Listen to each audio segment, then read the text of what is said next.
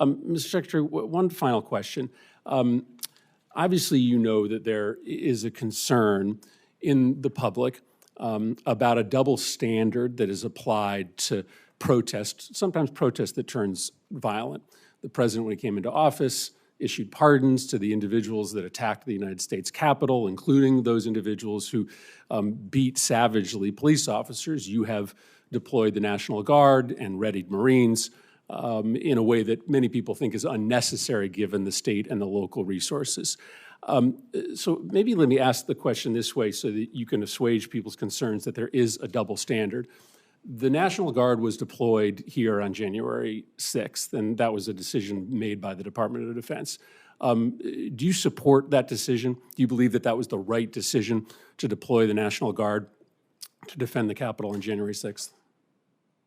All I know is it's the right decision to be deploying the National Guard in Los Angeles to defend ICE agents who deserve to be defended in the execution of their jobs. But I think it's important to know whether you think it was also important to have the National Guard defending the United States Capitol when there were violent protesters here on the president's behalf, to make sure that folks know that you care about protest, whether it's against the president or on behalf of the president.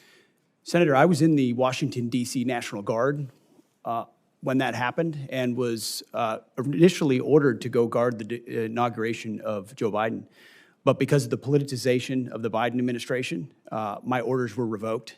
And ultimately, because of the politics that were being played inside the Defense Department by the previous administration. But do you support the decision made on January 6th to send the National Guard here to defend I the support Capitol? the decision that President Trump made and requesting the National Guard that was denied. So you do not. President Trump you do not support the decision. Support you do not for the National Guard decision in to send the advance National and was Guard here denied. to defend the Capitol. I think that speaks to the worry that many Americans have that there is a double standard, that you are not willing to defend against attacks made on our democracy by supporters of the president, but you are willing to deploy the National Guard to protect against protesters who are criticizing the president.